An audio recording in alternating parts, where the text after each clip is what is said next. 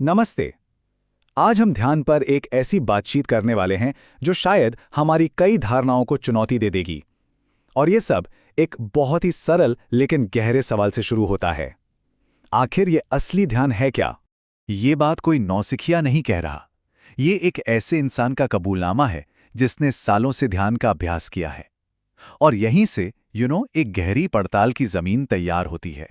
तो सबसे पहले चलिए समझते हैं कि ये साधक हैं कौन और ध्यान को लेकर इनका नजरिया क्या है। तो देखिए, ये हर रोज 2 घंटे ध्यान करते हैं। बचपन से ही अलग अलग तरीके आजमा चुके हैं और इनका मानना है कि विचारों को काबू में करना बस वही ध्यान है। योग, खास तरह की सांसें लेना, मंत्र जाप, सब कुछ ट्राई किया है। ये उनकी जिंदगी का एक बहुत जरूरी हिस्सा है, पर फिर भी उन्हें लगता है कि कुछ तो है जो छूट रहा है, कुछ और है जिसकी तलाश अब भी जारी है। तो जब वो ये सवाल पूछते हैं तो जवाब में उन्हें कोई नई टेक्निक नहीं मिलती, बल्कि जवाब एक सीधी चुनौती है उस इंसान के लिए जो ये सब कर रहा है। आइए इसको थोड़ा और गहराई से समझते हैं। और यहीं पे असली सवाल उठता है, ये फर्क क्यों है, ये दूरी क्यों है ध्यान करने वाले में और खुद ध्यान की प्रक्रिया में। अब ये देखिए, ये विभाजन कितना साफ है ना। एक तरफ है ध्यान करने वाला, मतलब जो देख रहा है, जो जज कर रहा है, जो कोशिश कर रहा है। और दूसरी तरफ है ध्यान, वो प्रक्रिया, जैसे ये दो अलग अलग चीजें हों। और सबसे जरूरी बात यही है कि ये जो अलगाव है ये सिर्फ एक भ्रम है। सोचने वाला ही असल में सोच है, विचारक और विचार अलग नहीं है। और जब तक ये बंटवारा खत्म नहीं होता तब तक ये तथाकथित ध्यान, ये मेडिटेशन सिर्फ हमारे मैं को, हमारे ईगो को और मजबूत करता जाता है। तो फिर सवाल उठता है कि सदियों से चली आ रही परंपराओं का क्या, इन सारे सिस्टम्स और योग अभ्यासों का क्या मतलब है? क्या ये सब हमें गलत रास्ते पर ले जा रहे हैं? इसे एक उदाहरण से समझते हैं। सोचिए, एक बच्चा है जो अपने खिलौने में पूरी तरह खोया हुआ है। वो खिलौना उसका ध्यान खींचता है, उसे शांत रखता है। पर क्या हम इसे अटेंशन कहेंगे? नहीं, ये तो बस एक तरह की तल्लीनता है, सच्चा ध्यान नहीं। और सच तो ये है कि हम बड़ों के भी अपने खिलौने होते हैं।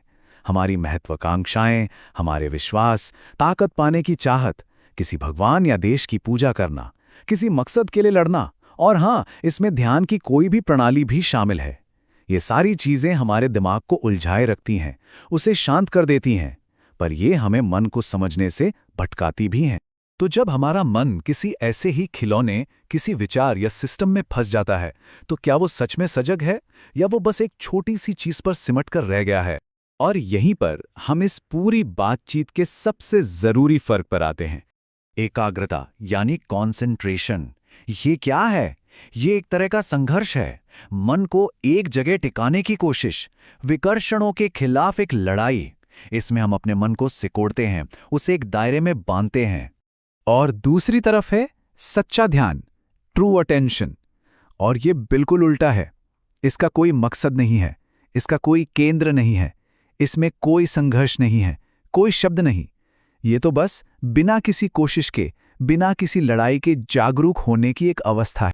और बात बहुत सीधी है, जहां ऐसा ध्यान है वहीं वास्तविकता है। ये कुछ पाने का जरिया नहीं है, ये तो वो अवस्था है जिसमें सच को जैसा वो है वैसा ही सीधे सीधे महसूस किया जाता है। तो इस समझ से ध्यान की पूरी परिभाषा ही बदल जाती है। अब ये कोई सफर नहीं है, बल्कि इसी पल में होने की एक अवस्था है। मतलब कोई मंजिल है ही नहीं जहां पहुंचना है। वो जो टाइमलेस स्टेट है वो भविष्य में हासिल करने वाला कोई लक्ष्य नहीं है।